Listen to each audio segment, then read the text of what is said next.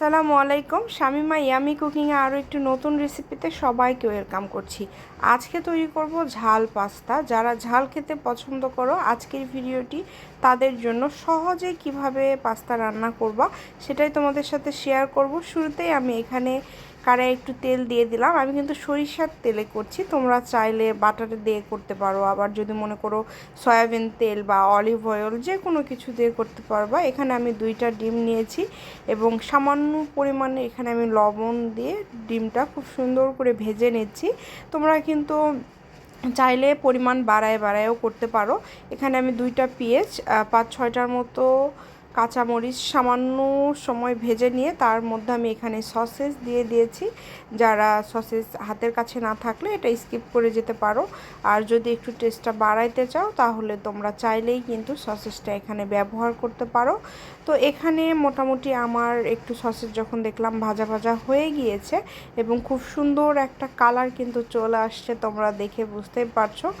আর সরিষার তেলের রান্নাগুলো একটু বেশি টেস্ট হয় এবং ভালো লাগে, তো এই কারণে আমি সরিষার তেলে মূলত রান্নাটা করছি।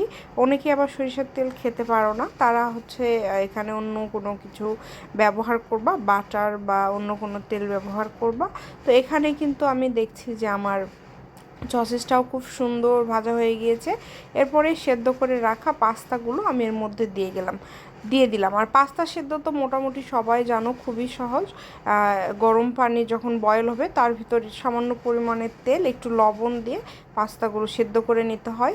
আর এখন এখানে আমি পরিমাণ মতো লবণ দিয়ে দিচ্ছি এবং এখানে আমি ম্যাগি মশলা যেটা বাজারে পাওয়া যায় সেই মশলাটা এখানে আমি পরিমাণ মতো দিয়ে দিলাম।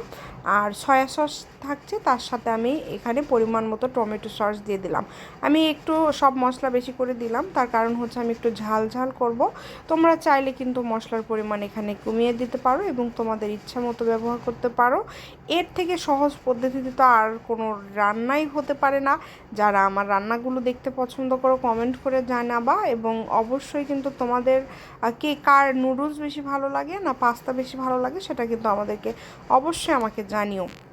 তো এখানে কিন্তু আমি এখন ক্যাপসিকাম দিলাম, তারপরে যেই ডিমটা রেখেছিলাম সেই ডিম দিলাম। ক্যাপসিকামটা দিলাম একটু কালার সুন্দর আসার জন্য, এবং ক্যাপসিকাম খেতেও বেশ ভালোই লাগে।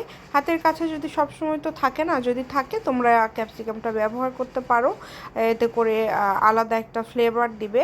তো এখন সবগুলো একসাথে মিশিয়ে 2-3 মিনিট একটু রান্না করে নিলেই হয়ে যাবে আমার পাস্তা রান্না। তো যারা ঝাল পাস্তা খেতে ভালোবাসো তারা কিন্তু এরকম করে রান্না করতে পারো, আর সরিষার তেলে একবার রান্না করে দেখবা, অনেক ভালো হয়। সবাই ভালো থেকো এবং অবশ্যই সাবস্ক্রাইব করি।